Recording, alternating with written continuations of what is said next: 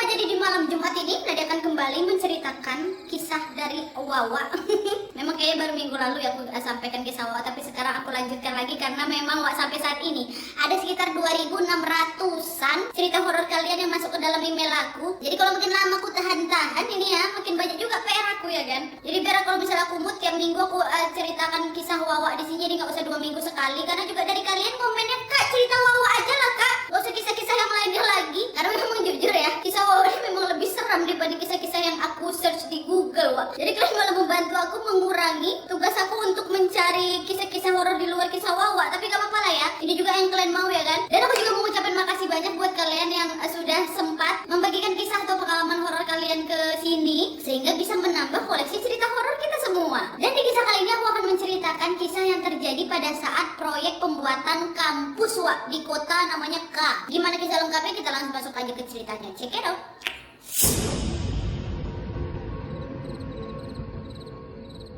Oke Wak, jadi proyek pembangunan kampus ini dilaksanakan di kota dengan inisial K Wak pada tahun 2016 lalu, tepatnya di bagian Institut Ilmu Kesehatan Kota K. Kenapa dari tadi aku bilangnya Kota K? Kenapa aku samarkan? Karena itu permintaan dari si Mas ini, namanya Mas Ferry. Mas Ferry juga sebenarnya bukan nama sebenarnya, udah disamarkan juga semuanya. Kenapa? Karena memang kampus itu masih ada sampai saat ini Wak. Dan ini juga permintaan untuk Mas Ferry-nya untuk nama kampus sebaiknya ya nggak usah disebutkan. Dan ada juga sebenarnya sungai di samping kampus itu sebenarnya juga jangan juga lah disebutkan, karena kalau sungainya aku sebutin orang-orang bakal tahu di kampusnya di mana. Karena hanya kampus itu yang berlokasi di samping sungai tersebut. Nah jadi kita masuk ke ceritanya Wak ya. Jadi di tahun 2016 akhir Mas Ferry ini mendapatkan pekerjaan sebagai juru hitung atau QS di proyek pembangunan suatu kampus di kota K ini. Nah lokasi kampus ini Wak di pinggir sungai B yang hanya dibatasi oleh jalan kecil ukuran 4 meter gitulah di sebelah sungai B ini. Nah sebenarnya akses untuk masuk ke dalam kampus itu melalui jalan utama Wak di sebelah baratnya yang lebih ramai, lebih besar lagi ya kan. Tapi untuk akses masuk ke proyek lebih efektif melalui jalur belakang. Pas kali di pinggir sungai B itu yang kalau malam memang betul-betul sepi kali di situ dan cuma ramai karena ada aktivitas proyek itu aja. Saat sampai di lokasi proyek ini, proyek itu udah berjalan sekitar 20% Wak. Dimana pondasi dan kolom lantai 1 tuh udah dicor gitu. Nah waktu pertama masuk proyek ya biasalah Mas Ferry dikenalkan lah dengan lokasi-lokasi di sana. Ini sebenarnya Mas Ferry udah ngasih aku ilustrasi nyata dari si kampus itu, tapi ini aku kasih ilustrasi versi aku ya. Karena Mas Ferry mau ini nggak usah dilihatin yang bentuk aslinya, ini aku kasih ilustrasi aku aja. Jadi kelihatan ya di situ kampus, di situ ada mes, di situ ada kantor, dan di situ di sebelahnya kalau kalian lihat ada kuburan. Nah kayak gitulah ya kurang lebih ilustrasinya Wak. Nah Mas Ferry waktu itu di sana bekerja cukup lama Wak, berbulan-bulan, tapi nggak ada masalah yang berarti lah waktu itu. Itu di bulan pertama karena pada masa itu proyek itu masih dalam pengerjaan pengecoran Wak, sehingga setiap hari masih banyak untuk pekerja yang memang lembur dan item kerjanya juga nggak banyak. Jadi jam 10 malam biasanya Mas Ferry itu udah bisa balik ke mes lah gitu untuk istirahat dan tidur kan. Nah seperti ilustrasi yang udah aku kasih tahu tadi, mes itu kan berada di dalam proyek Wak dan dekat dengan kantor. Jadi buat lalu lalangnya dia gampang lah gitu, dekat kan. Nah sampailah pekerjaan beton itu udah selesai Wak, dilanjutkan lagi dengan pekerjaan arsitektur. Nah pada kondisi ini Wak, pekerja yang lembur hingga pagi itu udah mulai dikit nih. Sedangkan item kerja yang harus Mas Ferry hitung tuh makin banyak lagi karena kan soal arsitektur kan, sehingga di sini Mas Ferry pun sering bekerja lembur lah Wak, sampai pagi itu mah, terutama di waktu opnam barang atau waktu bayaran mandor. Dan gak cuma Mas Ferry aja yang harus lembur Wak, atau bahkan tidur di kantornya, tapi beberapa temannya Mas Ferry pun juga banyak kayak gitu kan, lembur di kantor. Nah dari sini nih Wak mulai hal-hal mistis muncul. Nah sedikit denah dari kantor kerja Mas Ferry nih Wak, bisa dilihat ya, di sini ada kantor kontraktor, terus kantor pengawas, depannya gudang, sampingnya toilet, terus ada koridor gitu ya, ada lorong. Nah pas di depan lorong ada pos satpam, terus sampingnya ada pohon asem. Nah kebayang ya kurang lebih denahnya kantor tuh kayak gitu.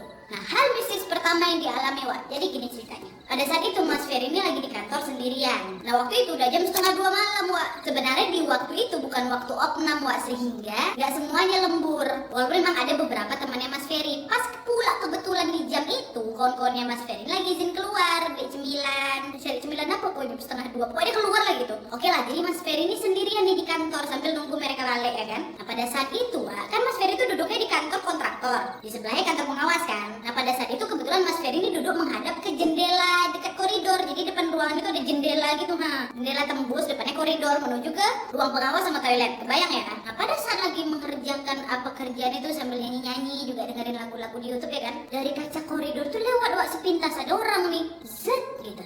Ya, kenapa Mas Ferry Ferry. Dia lewat masuk ke ruang pengawas pas di sebelah ruangan dia itu. Lalu dari ruang pengawas tersebut terdengar ada suara meja digeser-geser, Wak. Kedengeran nih sama Mas Ferry. Oh, ternyata itu si pengawas ya yang mungkin tadi lewat nih, namanya Pak Martin. Dan mungkin dia dari keluar terus dia masuk lagi lah, ambil barang lagi ke kantornya mungkin gitu. Nah, dia tuh kan gak lama kemudian Mas Ferry mau masuk ke toilet, Wak, mau buang air kecil. Yang tentu saja keluar ruangan dia harus lewat dong ruang pengawas ya kan. Nah, waktu melewatin ruang pengawas itu, Wak, sepintas Mas Ferry ini ada ngelihat dari kaca ruang pengawas itu ada orang di depan layar komputer. Wajahnya gak kelihatan karena ketutupan monitor, Wak. Dan pintu dari ruang pengawas itu tertutup rapat. Nah, mikir Mas Ferry, oh mungkin Pak Martin lagi ada tugas mendadak kali ya, kata. Yaudahlah, pikirlah dia masuk dalam toilet buang air kecil lah. Gak ada tuh hal-hal mistis yang dialaminya, Wak. Udah selesai, habis itu dia balik lagi nih keluar ya kan, masuk lagi dalam ruangan dia.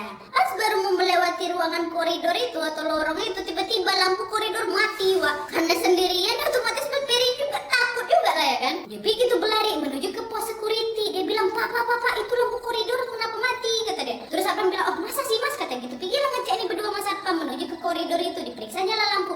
Betul, Wak, ternyata lampunya memang putus. Wah, ini putus sih Mas, harus diganti, kata dia. Besok pagi aja lah Mas, saya ganti, kata si Satpam. Oh iya Mas, wes kata Mas Ferry. Nah, di situ Mas Ferry teringat sesuatu loh. Tadi kan ada orang tuh di ruang pengawas, ya kan? Mas Ferry ngecek lah pergi ke ruang pengawas. Dan kalian tahu, ternyata di ruang pengawas itu lampunya mati. Padahal tadi sebelum masuk kamar mandi, Wak, dia lihat betul ada orang yang lagi kerja depan monitor, terus sama lampunya dinyalain ya kan seperti biasa. Kapan orang ini lewat? Perasaan waktu aku lewat koridor ini, lampu mati, aku langsung ke Satpam, aku gak ada nengok ada orang keluar dari situ. Kok lampunya mati? Ya mau ngecek, ternyata pintunya juga terkunci, Wak. Loh, Pak, ini tadi siapa nih? Pak Martin udah balik, Bo. Mungkin dia waktu itu mikirnya, oh mungkin dia keluar aku nggak sadar gitu kan, security yang tahu. Kan mungkin waktu dia ke toilet itu Pak Martin yang keluar, tapi kok cepat kali. Tapi dia tanya sama si Satpam kan, Pak Martin udah pulang ya Pak? Kata dia kayak gitu, karena dia yakin kali yang di dalam ruangan itu Pak Martin. Terus Pak Satpam bilang, hah, Pak Martin udah balik dari jam 10 malam tadi loh Pak, ini udah jam berapa? Udah mau jam 2, kata dia kayak gitu. Balik lagi kan sini nggak ada. Masalah yang dalam sini sendirian, kata Satpam. Nah, ketika Mas Ferry dengar itu ucapan si Satpam, dia bilang, enggak Mas, tadi saya lihat ada orang bekerja di depan monitor. Nggak ada Mas, cuma Mas aja. Saya nggak tidur, saya lihat kok. Siapa yang lalu lalang, cuma Mas aja sama teman-teman Mas yang tadi. Nggak ada lagi yang masuk setelah itu. Oh ya sudah Mas, saya sekarang takut. Mas tolong temani saya di dalam ruangan, saya kerjain pekerjaan saya dikit lagi, kita sambil nonton TV sama YouTube ya. Kata dia, takutan deh. Udahlah itu, entah siapa tuh yang dia tengok tuh di depan monitor dengan perawakan Pak Martin itu. Nah, terus besok paginya Mas Ferry ini tanya lah kan sama Pak Martin untuk memastikan lagi nih ya, Pak, Bapak kemarin pergi ke kantor kan? Iya, saya pergi ke kantor. Bapak balik jam 1-an kan? Enggak, jam 10 saya udah pulang, saya nggak ada lagi balik-balik loh, Ferry, kata Pak Martin. Kenapa emangnya? Pak, biar Bapak tahu ya, jadi gini. Diceritain lah kan semua sama si Pak Martin itu. Dia bilang, ketakutan juga Pak Martin. Dia bilang, oh ya udahlah kalau kayak gitu setiap kali balik lampu dinyalain aja, nggak usah dimati-matikan, kata dia. Jadi siapa yang dia tengok Pak Martin? Siapa yang lagi depan monitor itu?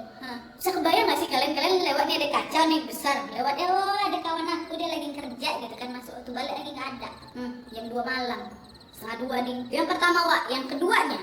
Nah di lain waktu Wak, waktu itu Mas Ferry ini ya seperti biasa lembur lah di atas jam 10 malam sama satu kawan dia namanya Aji. Karena mereka berdua ini besoknya harus setor hitungan opnam. Terus sekitar jam 12 malam Wak, datang lagi nih dua kawannya Mas Ferry, namanya si Apin sama Pak D. Pak D ini seniornya mereka. Nah Mas Ferry sama Aji sibuk lah itu kan lembur sampai jam 2 malam tuh buat kejar hitungan opnam mereka itulah sampai jam 2 malam lagi nih. Sedangkan si Apin sama si Pak D ini Wak, mereka ngobrol urusan percintaan lah gitu, tapi ngawanin mereka lembur di ruangan itu karena mereka udah paham kali setiap jam 2 sampai jam 4 pasti sering muncul gangguan mistis. Maka Mas Ferry bilang, udah yuk, udah cukup kerjanya, mari kita tidur saja, kata Mas Ferry kan.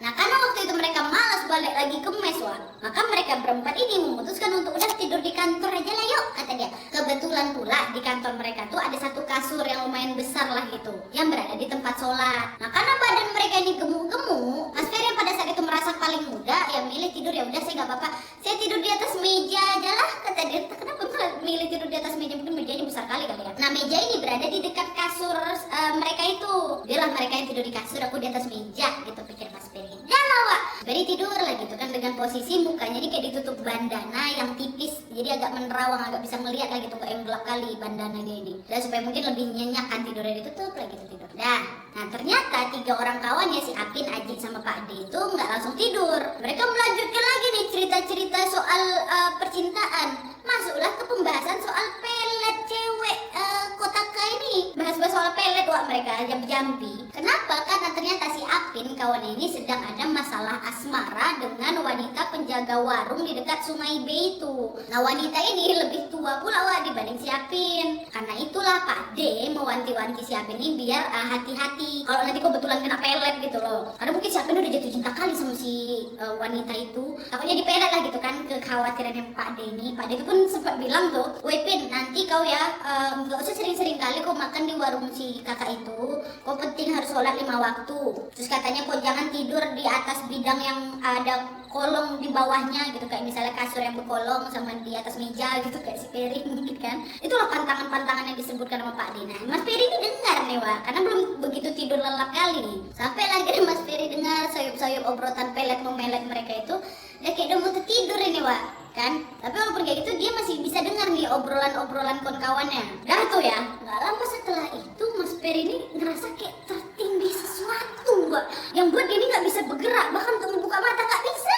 Dan kalian tahu, merinding aku, tiba-tiba Mas Ferry wajahnya kayak dipenuhi rambut yang panjang kali, jadi kayak nyapu wajahnya. Dalam hati Mas Ferry itu teriak-teriak akan minta tolong sama 3 kawan yang lagi ngobrol soal pelet-peletan mah, tapi nggak bisa keluar suara sekalipun, nggak bisa bergerak. Dengan sekuat tenaga Mas Ferry berusaha ngelawan dan buka mata tuh ya kan. Kalian masih ingat kan di balik bandana dia itu kan bandana masih menerawang, bahan bandana yang tipis gitu kan. Dia coba buka matanya pelan-pelan, dan kalian tahu pada saat dia sudah berhasil membuka matanya di balik bandana tipis itu, Mas Ferry melihat ada wanita dengan posisi yang sama seperti Mas Ferry, yaitu tidur melayang menghadap ke atas. Bayangkan Mas Ferry tidur nih, menghadap dia ke atas. Di atas ada cewek juga menghadap ke atas juga. Gitu tapi melayang. Itu ya mukanya kena rambut. Kenapa? Karena kan cewek tidur gini, rambutnya jadi menyapu-nyapu wajah Mas Ferry. Bayangkan ya Allah, ini yang epicnya lagi wak, tiba-tiba wanita tidur melayang di atas badan dia ini balik dia berputar gitu menghadap wajah Mas Ferry. Kalian bayangkan, dia pikir oh mah dia ternyata ya udah balik ngapa per gitu. Pada saat itu Mas Ferry ngeliat wanita tuh kayak boneka, karena nggak ada muka, nggak ada telinga, tapi lubang hidung sama lubang kupingnya ada. Dan bayangkan itu kayak boneka ya kan, matanya nggak ada, mulutnya nggak ada, tapi lubang hidungnya ada, lubang telinganya ada. Waktu udah sejelas itu nengok perawakan atau bentuk si cewek melayang ini, Mas Ferry langsung loncat dari meja, langsung dia berdesak-desak sama kawan yang 3 lagi bahas soal cewek pelet-pelet itu. Untung bisa meloncat, dia nggak terkejut orang bertiga itu kan. Ngapa nih kata kayak gitu. Pak D nanya ngapa kok Ferry, kata dia kayak gitu. Kenapa, ada apa? Sampein sama Pak D, kata dia. Gak apa-apa Pak D, gak apa-apa, kata dia. Ngapa? Jawab enggak, kata Pak D kan. Ya enak lah Mas Ferry pemula ya kan, junior. Pak D yang tua yang senior. Akhirnya dia bilang lah, Pak tadi ada cewek Pak tidur di atas saya melayang, terus dia berputar mulai buka saya. Ada lubang hidung, ada lubang telinga, tapi nggak ada mata sama mulutnya. Ceritain lah itu semua. Nah ini kawan-kawannya si Apin Aji ini juga pada ketakutan kan. Allah, aku tengok itu pula, kata dia. Baru aja ini maka aku meloncat tempat kalian. Akhirnya kata pada ya udah kalian tidur lah, biar aku yang berjaga-jaga. Aku akan bangun sampai nanti azan subuh tiba baru kita pindah ke mes ya. Katanya tidurlah kalian dulu. Dah nih. Dah. Akhirnya kenapa dia nggak mau tidur? Ya Mas Ferry disuruh udah kamu tidur aja di atas kasur nih biar bertiga sama Aji sama si siapa Apin. Tapi waktu udah disuruh tidur itu mereka bertiga pun nggak bisa tidur wah. Ketakutan lah kan, was-was juga. Ya udahlah, kenapa kalian nggak tidur nggak bisa tidur kami Pak D, kata. Yaudah kalau gitu udah yuk kita ngobrol-ngobrol aja sampai azan subuh bentar lagi nya itu, kata Pak D kan. Nah di sini wah Apin yang memang sudah diwanti-wanti soal pelet wanita yang jaga warung makan itu nggak kuat, dia memang ngantuk tertidur. Jadi cuma si Apin doang lah yang ketiduran ya, si Aji, si Ferry sama Pak D berjaga lah gitu, ngobrol di mereka bertiga. Tidur si Apin. Tiba-tiba kalian tahu, gak lama setelah si Apin itu terlelap, mereka bertiga melihat kakinya Apin ini seperti ada yang tarik, karena badannya bergeser wak sekitar 30 cm. Yang nengok bertiga itu, waktu ditarik itu Apin pun langsung terbangun, wah dia teriak gitu kan. Siapa yang remas kaki aku? Kata itu kerja kalian kan. Kami aja terkejut nengok kok bergeser sendiri. Sakit loh weh, kata si Apin. Apin ngerasanya kok dia kayak ngerasa kaki itu diremas, ya kan dengan keras baru ditarik gitu. Dan baru aja si Apin ini ditarik 30 cm sama mereka kawan yang bertiga ini nengok kejadian tersebut. Gak lama kemudian security buka kantor mereka, jebrak dia buka gitu. Security yang ada di depan yang ngejaga tuh. Kejut lah kan mereka, bapak kenapa? Kata kayak gitu. Mas tahu mas, saya barusan mimpi buruk sekali. Kenapa mas? Coba istighfar dulu, ceritakan dulu sama saya, kata Pak D kan. Saya mimpi Pak, saya siapa? Orang ini marah karena saya membiarkan si Apin ini buang air kecil di pohon salem depan kantor, katanya. Kok pohon salem? Pohon asem maksud aku. Ke depan tuh ada pohon asem kan, Wak. Nah mereka bertiga yang dengar ini nanya ke si Apin, Pin, gue kencing sembarangan gue ya? Betul lah gue pipis di sana. Si Apin yang udah baru aja ditarik, Wak, dia pun terkejut lagi. Ih, kok tahu ya? Iya, aku sering pipis di situ memang karena aku takut pergi ke toilet dan di ujung koridor itu. Dan sebenarnya nggak cuma kau aja yang dimarahin, aku juga sering dimarahin di dalam mimpiku. Dan kadang juga aku sering mendapatkan gangguan dari penunggu si pohon asem itu, tapi aku nggak berani cerita sama kalian. Mungkin gara dia nggak minta maaf kayak gimana, setannya datangin security suruh bilang sama Apin. Apin pun satu. Nah, dah tuh ya teror mereka di malam itu. Nggak sendirian loh yang ngalamin, berempat ya, sama supir security berlima. Besok paginya cerita soal teror mereka ini pun tersebar lah ke sebagian besar staf yang ada di Pureen itu karena diceritakan sama si Pak D. Cepu juga Pak D. Terus datanglah ini seniornya Mas Ferry yang lain yang dulunya pernah mengerjakan bangunan sebelumnya dari kampus ini, Wak. Senior Mas Ferry ini sebut aja mungkin namanya Bayu ya kan. Nah jadi si Bayu ini bercerita ternyata kantor mereka itu, Wak, dulunya adalah lab lama dari si kampus ini. Dan ruang pengawas itu, ruangan tempat Pak Martin kerja malam-malam itu, ruangan di sebelah ruangannya Mas Ferry itu, dulunya adalah ruang jenazah praktek. Dulu ada mayat wanita tanpa identitas yang dijadikan bahan praktek. Dan sering dikabarkan arwah ini masih kayak penasaran lah di sana. Dan cuma si Bayu atau seniornya Mas Ferry inilah yang tahu soal hal itu. Itulah mungkin si kakak itu tahu kan, wah lagi berisik-berisik ini di sebelah, ya udah kami ke sebelah lah ke tempat mereka. Nah diganggu dia.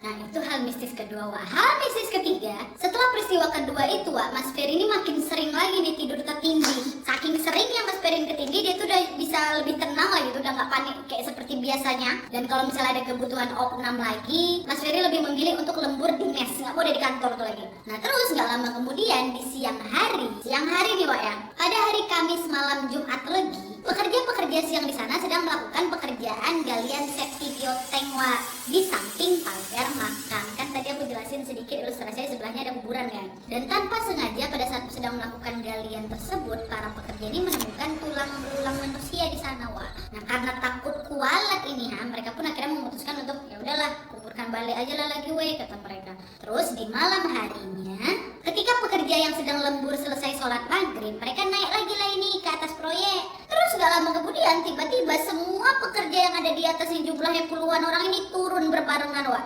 tanpa instruksi mandor. Kalian bayangkan, kenapa kalian turun? Mereka malah bercerita bahwa pada saat di atas tersebut mereka semua bertemu seorang kakek-kakek tua di atas proyek. Dan dari mana si kakek ini ya yang menyuruh mereka, udah kalian pulang aja hari ini, kata si kakek itu. Karena mereka teringat tadi pagi mereka menemukan tulang belulang manusia, dan pada saat itu malam Jumat Legi pula ya kan. Mereka pun akhirnya memutuskan untuk ya sudah baik, dibanding ada apa-apa, yuk kita pulang aja yuk biar nggak terjadi hal-hal aneh gitu. Nah di sini Aji temannya Mas Ferry selaku pelaksana di sana, Wak, ya komplain lah sama mandor ya kan. Kok bisa nih anak buahmu main pulang kayak gitu aja gitu. Nah setelah berdebat inilah akhirnya diputuskan untuk ya udah hari ini nggak usah ada lembur. Dan Mas Ferry datengin lah kawannya si Aji. Alasan mandor kenapa kata gitu. Kok biarin hari ini nggak ada lembur gitu kan. Mas Aji lah di situ baru cerita, wah aku dapat info dari mandor, ternyata makam sebelah proyek itu dulunya makamnya lebih luas dari yang sekarang aku tengok. Dan pagar pembatas makam itu, yang maksudnya makamnya di luarnya ada pagar pembatas kan, ternyata pembatas ini baru, wah. Dan kemungkinan sebagian lahan proyek mereka ini yang sekarang itu dulunya adalah bekas makam itu yang sudah direlokasi. Mungkin pada saat itu tidak semua jenazah bisa dipindahkan, atau ada bagian tubuh yang tidak dibawa pada saat dipindahkan. Dan pada saat paginya kan mereka lihat itu, anak-anak buahnya si mandor kan ngelihat ada tulang belulang manusia kan. Harusnya untuk kalian nengok itu, kalian keluarkan lah, habis itu kalian kubur lagi di tempat yang layak. Bukannya malah dikubur lagi di lokasi yang sama, di dekat, mohon maaf, di dekat septic tank pula ya kan, yang notabene adalah penampungan kotoran manusia. Nah karena takut terjadi apa-apa, udah kayak peringatan kan ini sama si kakek itu, akhirnya udah aku sama mandor putuskan untuk besok kita lakukan kegiatan sesajen dan syukuran aja lah dalam proyek gitu.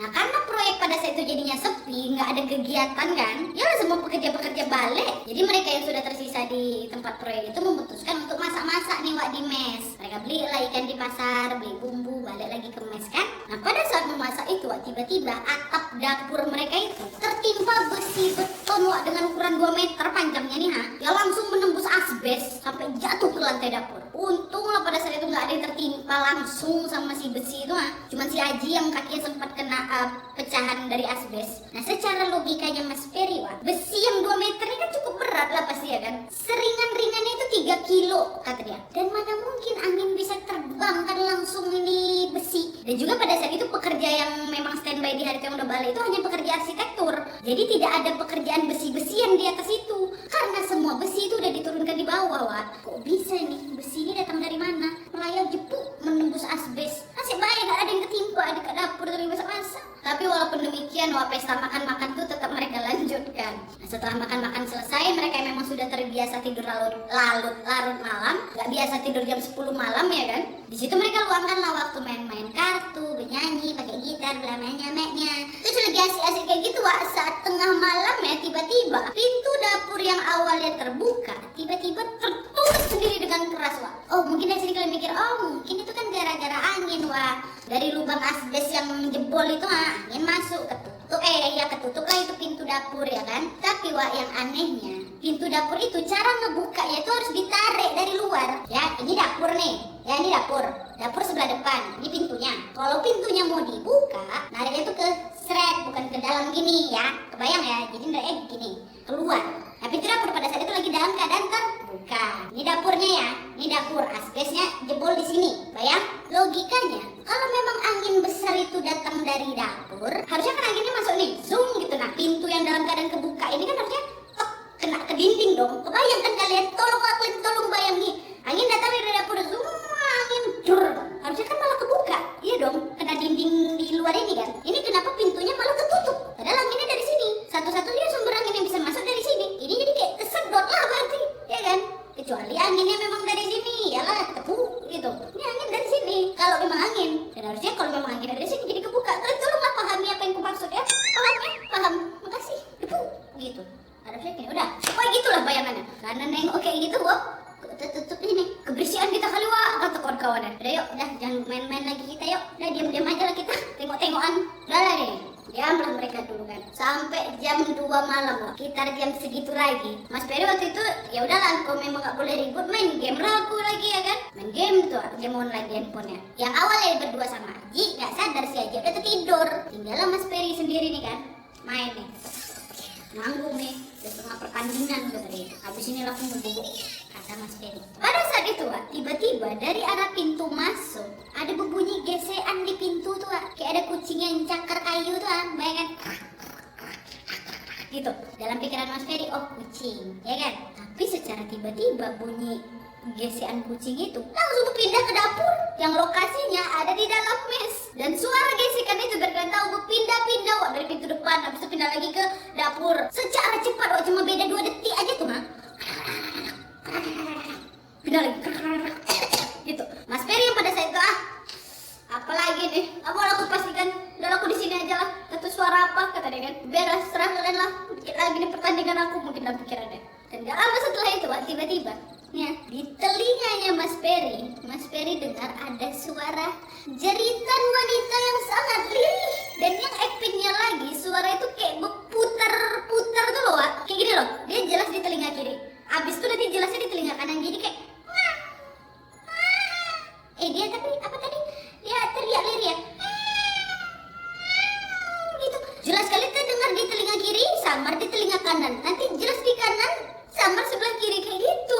Dalam hati Mas Ferry waktu itu, jangan-jangan ini suara cewek-cewek yang ada di kos sebelah kampus ini kayaknya. Tapi kalau memang suara cewek-cewek itu, kenapa suara ibu putar-putar ya? Padahal kan kos itu cuma ada di sebelah kiri. Ini suaranya gitu, kayak lagi berputar, Dalam kayak gitu Mas Ferry gak jadi lanjutkannya tandingnya, tutup handphonenya, ditutup juga muka pakai selimut, ditutup juga telinganya pakai selimut. Dan suara itu masih ada, kayak suara nyamuk jadinya ya. Udah lah nih ya, keesokan paginya barulah syukuran dilakukan dan tidak ada gangguan seperti malam itu lagi, alhamdulillahnya. Tapi kayak gangguan-gangguan kecil, kayak tiba-tiba nanti hantu wanita muncul aja di samping meja tempat kerjanya si Mas Ferry, walaupun sekelebat aja, tapi kan seram juga, tapi sering terjadi. Tapi jelas gak se-ekstrim dulu-dulunya itu, tapi tetap serem sih, gila. Kalau lagi kerja tiba-tiba ada cewek nemenin kau walaupun cuma sekelebat. Oke, jadi itu tadi cerita kisah kengerian Mas Ferry pada saat bekerja di proyek kampus ini ya. Yang seperti aku kasih tahu di awal, kampus ini bergerak di kejuruan ilmu kesehatan dan juga proyek ini sebelahan dengan makam yang mungkin sebagian lahan proyek ini adalah memang bekasnya makam gitu. Makanya adalah hal-hal mistis yang dialami oleh pekerja proyek di sana. Dan memang Mas Ferry memilih untuk menyamarkan lokasi dan nama aslinya sendiri untuk menjaga satu dan lain hal. Dan sebenarnya juga sih kata Mas Ferry cerita yang di Sungai B ini, tapi Mas Ferry nggak mau ceritain karena bukan dia yang ngalamin, kawannya sendiri yang mengalaminya. Mungkin nanti Mas Ferry bisa pujuk kawannya untuk menceritakan apa yang terjadi di Sungai B itu, langsung email aja Mas Ferry ya. Oke Wak, jadi itu tadi ceritanya, gimana menurut kalian? Sekali lagi terima kasih banyak Mas Ferry, Mas Aji, Mas Apin, Pak D, siapapun itu walaupun nama kalian disamarkan. Kalau Mas Ferry dengar ini pastilah tolong sampaikan aja salam aku sama mereka semua ya. Terima kasih sudah menambah koleksi cerita horor kami, dan buat kalian yang juga pengen berbagi cerita horor kalian boleh langsung email atau kirimkan cerita horor kalian ke email yang ada di description box dengan subjek kisah hororku ya. Oke Wak, jadi sekian dulu videonya. Terima kasih banyak yang sudah menonton. Kalau kalian suka video ini, klik like-nya, jangan lupa komen di bawah untuk ide dan saran-saran untuk video selanjutnya. Jangan lupa nyalain notifikasinya supaya kalian tahu kalau aku upload video baru, and as always jangan lupa untuk klik